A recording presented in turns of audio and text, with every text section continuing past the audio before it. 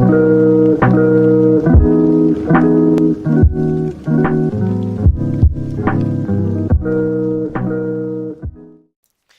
guys, what is going on? RedMaster here, and welcome back to another episode of Cards and Castles, where, of course, today we have an interesting development. A new card was released moments ago into the game. Not really getting any sort of formal announcement, it's just kind of been put out there.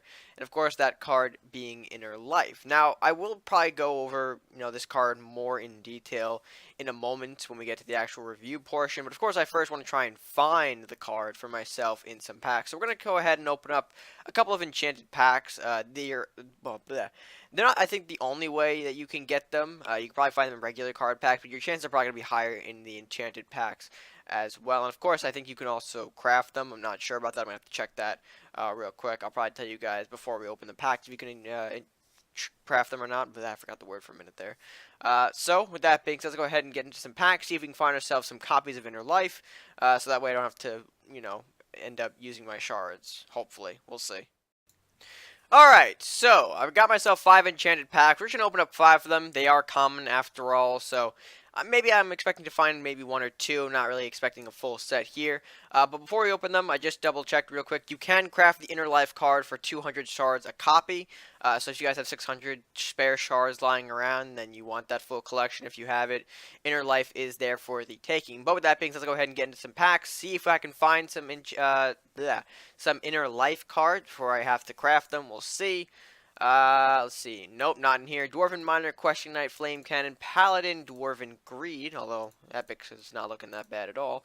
Pack number 2, I think that's gotta be it right there. Elvish Thief, Baby Dino. Oh, the other wolf card. Oh, no. Alright, Northland's Wolf and the Paladin. So, bunch of rares in that one. Not what I'm looking for, though. Inner Life, maybe? Can I at least have one, maybe, to showcase? So I don't look that bad. Minor, Reinforced, Questing, Hemorrhage, Foiled Baby Dino. Alright, I don't know if I have a Foiled Baby Dino yet. Questing Knight, another Wolf, makes me sad. Shockwave, Dwarven Scope, Sharpshooter. Alright, one more chance here. Can I pull the Inner Life? If not, that's completely fine. Doesn't look like I'm going to. Questing Knight, Dwarven Minor, Archives, Paladin, and the Lich. So, unfortunately, it doesn't look like I'm going to be able to pull it.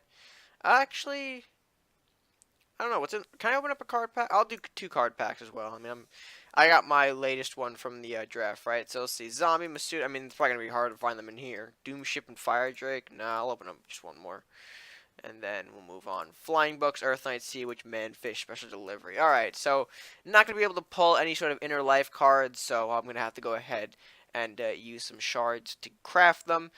So we'll be right back, and of course, we're going to, I guess, talk about the card, considering that I really haven't talked much about it. I've been trying to find it, but let's go ahead and check out Inner Life for ourselves real quick. Let's see what that's all about.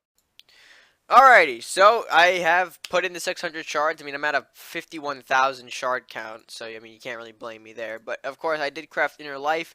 Now, how does this card appear to work? Well, for 2 gold, it looks like you can cast a spell to give all your current units on the board the power to awaken of gaining an extra stat.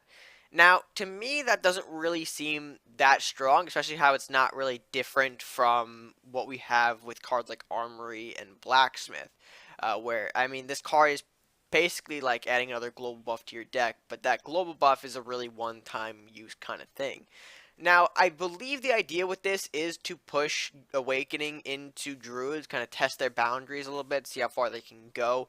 We've kind of seen that with the Warlock Crusader side, the Warlock Crusader side of things. I mean, that's another Awakening deck that I know is out there. The Pirate Warlock, which was the second iteration of Awakening, that seems to have died down, though, considering what's going on with the Southport Assassin. And then, of course, we have the OG colors of purple and red, the Warlock Ninjas, which are the strongest. And now we're seemingly trying to push Druids into that as well, what I assume to be a Warlock Druid combination, considering that you want the Reawakening, especially with a card like this. So, but personally, I don't really see the card seeing a lot of play as it is. Awaken is already having a difficult time pushing themselves out there, and I don't really think this is going to help, propel them into the stratosphere. I mean, we do kind of need the a dud here and there, to be honest, in the faction. I mean, again, the faction itself is not complete yet, so to see cards like this come out,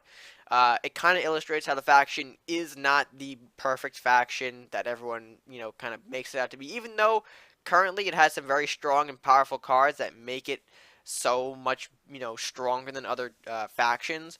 When you see cards like this being printed out to kind of fill in the rest of the faction, not every card is going to be a star in the faction. So, although I'm curious to see where this goes. I mean, I don't see it going many places. Considering Awaken's already difficult to use outside of the Ninja and Warlocks. So when you throw in another faction color into the mix, especially one that's not as developed as some of those other ones, especially and Druids for that matter, it's gonna be difficult to really give this card any sort of play. I mean, the only benefit or the only upside to it is that it's basically a one-turn cheaper armory, if that kind of makes sense. You play it at a certain time. You play it, or well, you don't want to play it too early. You want to have a good amount of units on the board. You pop this, and then all of those units gain a 1/1 stat buff. So it's like a delayed armory in a sense.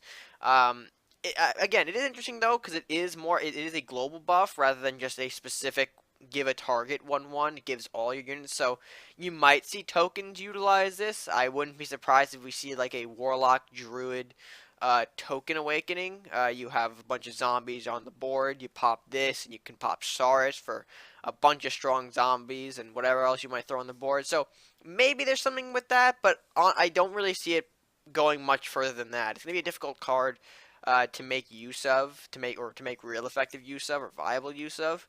But it's good to see a new card being added regardless. That's kind of the other portion I want to talk about when reviewing this card.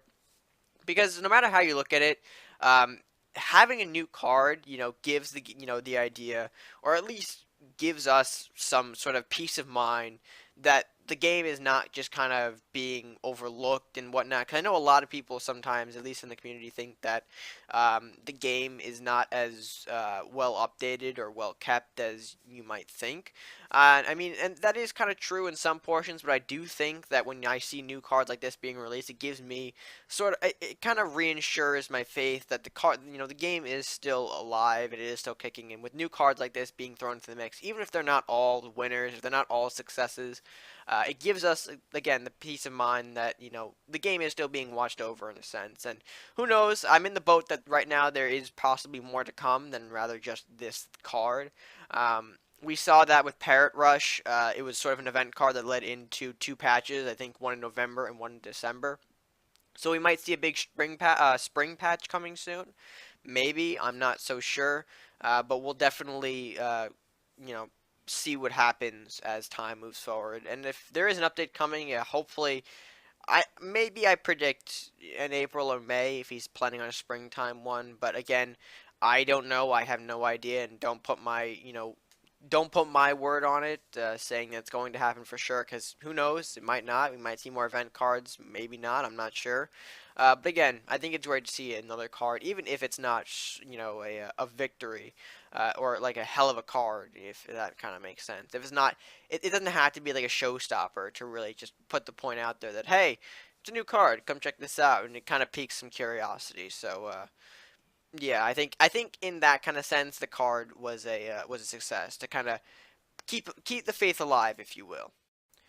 And with that being said, guys, hope you did enjoy this quick little video on Inner Life. Let me know what you guys think of the card in the comment section down below. Do you love it, hate it? Have you tried to pull from it from packs, or have you just kind of left it for now? Again, let me know in the comment section down below. If you did enjoy the video, be sure to give this video a like, share everything, and comment. No, I didn't mention comment down below. I feel like that's part of just my routine now, where it just comes out, even though I already said it like 5 seconds ago. But while you're down there, be sure to hit that subscribe button as well. Show you support the channel. Help us go by clicking that subscribe button and it calls to you. And that's going to be it for me for now. So, until next time, guys, stay gaming.